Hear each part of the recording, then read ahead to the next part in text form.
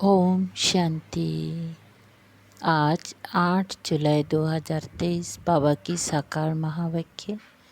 प्यारे बाबा बोले, मीठे बच्चे, संगम योग ब्राह्मणों के लिए कल्याणकारी है, इसीलिए सदा फकूर में रहना है, किसी बात का फिक्र नहीं करना है। प्रश्न, जिनकी अवस्था अच्छी है उनकी निशानियाँ क्या होंगी? उत्तर, उन्हें किसी भी बात में रोना नहीं आएगा, मुरझाएंगे नहीं, गम व अफसोस नहीं होगा, हर सिन साक्षी होकर देखेंगी, कभी क्यों किया के प्रश्न नहीं करेंगी, किसी के नाम रूप को याद नहीं करेंगी, एक बाबा की याद में हर्षित मुख रहेंगी। मातेश्वरी के शरीर त्याग करने पर 25 जून 65 को ये महावाक्य बाप दादा ने सुनाए हैं। कृपया उसी ध्यान से पढ़े। गीत माता वो माता। ओम शांति। मीठे बच्चों को फरमान है कि बेहद के बाप को याद करते रहो।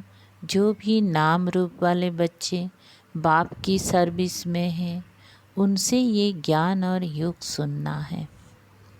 वो भी यही सुनाएंगी कि बाप को याद करो, क्योंकि वर्षा उनसे मिलता है। मम्मा भी तो वही सुनाती हैं, बच्चे भी वही सुनाते हैं कि शिव बाबा को याद करो। तुम बच्चे यहाँ शिव बाबा की याद में बैठे हो, तुम्हें कोई फिक्र नहीं करना है, क्योंकि तुम बेहद के बाप से यह वर्षा ले रहे हो। इनमें कोई भी शरीर छोड़कर जाते हैं तो हम कहेंगे कि यह भी भाभी है। कल पहले भी ये हुआ था, क्योंकि ड्रामा के ऊपर भी तो चलना पड़े ना, जिससे कोई फिक्र नहीं रहे। आज मम्मा गई, कल और भी कोई चले जाएंगी, फिर भी बाप को मुरली सुनानी है ज़रूर। बाबा तुम बच्चों को नए नए पॉइंट्स सुनाते, उनका अर्थ समझाते रहते हैं, और यही सबको कहते हैं कि बच्चे बाप को याद करो, कोई भी नाम रूप में फंसो मत। ये तो सब बच्चों के लिए ज्ञान है, आगे चल कर के और भी बहुत कुछ वंडरफुल बातें देखने की हैं। इस समय तो है ही दुख की बात, परंतु उस दुख का हमें कोई फिक्र नहीं है। देखो, ये बाबा न साकार तो कोई फिक्र में नहीं है, क्योंकि जानते हैं कि हमको तो बाबा को ही याद करना है, हमको बाबा से वर्षा लेना है। बाबा ने समझाया है कि क्रिएशन से कोई वर्षा नहीं मिलता है, क्रिएशन को क्रिएटर से वर्षा मिलना है। इसीलिए जो भी क्रिएशन बच्चे और बच्चियां हैं, उन्हें एक क्रिएटर को याद करना है। चाहे कुछ भी हो जाए, समझो कोई भी ऐसा विघ्न पड़ता है तो उसमें संशय की तो कोई बात ही नहीं है, क्योंकि एक शिव बाबा को ही याद करना है। इसमें ही बच्चों का कल्याण है। अगर कोई अच्छी सर्विस करते करते चला जाता है तो समझना चाहिए कि जो भी कोई जाता है उसे जा कर के और कहाँ पाठ बजाना है। कोई ना कोई कल्याण के कारण ये सब कुछ होता है, क्योंकि बाप कल्याणकारी हैं और यह संगम युग ब्राह्मणों का है ही कल्याणकारी। हर एक बात में कल्याण समझ फकूर में ही रहना है, क्योंकि हम ईश्वरीय संतान हैं। ईश्वर से वर्षा लेते हैं, वर्षा लेते लेते कोई चले जाते हैं तो ज़रूर उनका कोई और पाठ होगा, इससे भी जास्ती कोई कार्य करना है। ओहो सौभाग्य जो हमारा ही पाठ है। कल पहले माफिक बाप के मददगार बनने का। मददगार बनते बनते कोई जनरल भी मर पड़ते हैं, जनरल भी मर पड़ता है। हम समझते हैं ड्रामा अनुसार ये सब कुछ होता है, कोई गया तो क्या हुआ, हमें उनके लिए कुछ करना नहीं है, हमारा तो सब कुछ गुप्त है। वास्तव में अवस्था उनकी अच्छी है जिन्हें कभी आंसू ना आए, कभी ऐसे कभी ना समझे कि मम्मा का शरीर छूट गया, अब क्या होगा। आंसू आए तो नापास हो जाएंगे, क्योंकि बाप बैठा है ना, जो हम सबको बरसा दे रहे हैं, वो तो अमर ही है, उसके लिए कभी कोई आंसू आने की दरकार भी नहीं है। हम तो खुद भी खुशी से शरीर छोड़ने के लिए पुरुषार्थ कर रहे हैं। मम्मा का भी कोई कार्य अर्थ इस समय जाने का था, यह भी ड्रामा है। कोई भी अपनी अवस्था अनुसार शरीर छोड़े तो उनका कल्याण है। बहुत अच्छे घर में जन्म लेकर के वहाँ भी कुछ अपनी खुशी देंगे। छोटे छोटे बच्चे भी सबको खुश कर देते हैं, सभी उनकी बहुत महिमा करते हैं। तो बच्चों का ड्रामा के ऊपर और बाप के ऊपर मदार है। जो कुछ भी होता है सेकेंड बाय सेकेंड वह ड्रामा की नून है। ऐसा समझ करके खुशी में सदा हर्षित रहना चाहिए। कोई भी नाम रूप में हम लोगों को फंसना नहीं है। पता है ये शरीर है, इसको तो जाना ही है। हर एक का पार्ट नूंधा हुआ है। हम रोएंगे तो क्या रोने से उसका पार्ट बदल सकता है। इसीलिए बच्चों को बिल्कुल अशरीरी शांत और फिर हर्षित मुख रहना है। अटल अखंड राज्य लेना है तो ऐसा बनना भी है। कोई भी इत्तेफाक हो जावे तो कहेंगे भाभी है ड्रामा की, अफसोस की तो कोई बात ही नहीं। कल पहले भी ऐसे ही हुआ था, इत्तेफाक तो होने ही है। चलते चलते आठ को एक हो जाते हैं। ऐसे नहीं कि तुम्हारे में से कोई नहीं मरने हैं, नहीं, कोई भी मर सकते हैं, कोई भी इत्तेफाक हो सकता है। इसलिए बाबा समझाते हैं बच्चे, हमेशा बाप की याद में फकुर में रहो। इसमें जो पार्ट जिसको मिला हुआ है वो बजाता है, इसमें हमको क्या करना है। हमारा ज्ञान ही ऐसा है। अम्मा मरे तब भी हलवा खाना, यानी ज्ञान रतन देना। समझो बाबा कहता है ये बाबा भी चला जाए तो तुम बच्चों को फिर भी नॉलेज तो मिली हुई है कि हमको शिव बाबा से बरसा लेना है, इनसे तो नहीं लेने का है। बाप कहते ये सब बच्चे जो है मेरे से बरसा ले करके दूसरों को रास्ता बताते हैं। तुम बच्चों को अंधों की लाठी बनना है, बाप का परिचय देना है, हर एक के ऊपर मेहर करना है। तुम्हारा यह पुरुषार्थ है कि यह बेचारे दुखी हैं, इनको सुख का रास्ता बतावे। इस दुनिया में सिवाय एक बाप के और कोई भी सुख का रास्ता बताने वाला है ही नहीं।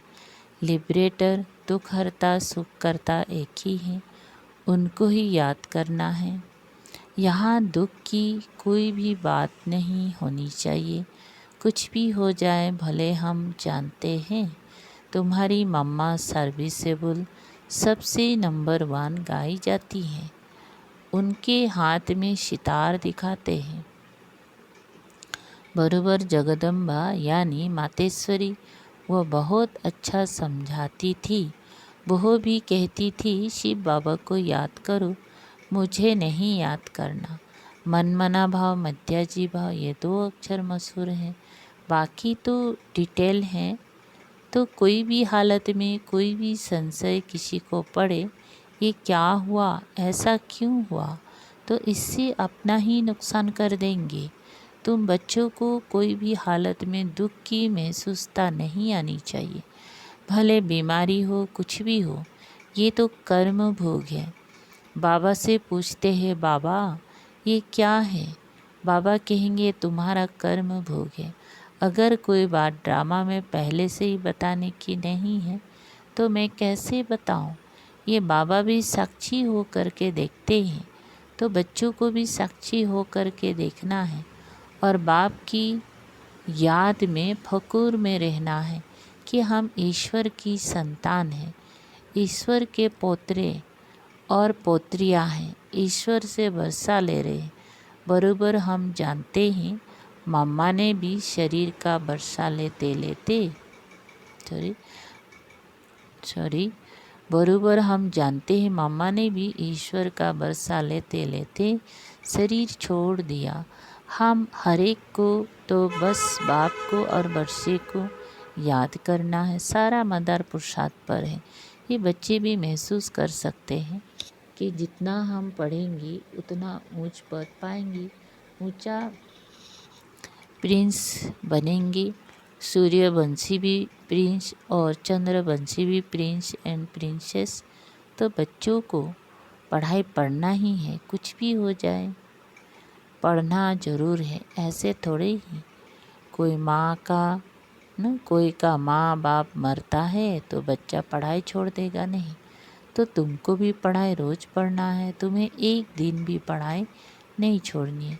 सर्विस भी हर हालत में ज़रूर करनी है, हर वक्त बुद्धि में बड़ी वही एक बाबा याद रहे, तुम्हें वही पढ़ा रहे हैं और उनसे ही वर्षा लेना है। उसने ही हमारी बुद्धि का ताला खोला है। सारे ब्रह्मांड, सूक्ष्म वतन और फिर सृष्टि के आदि मध्य अंत का ज्ञान हमारे बुद्धि में है।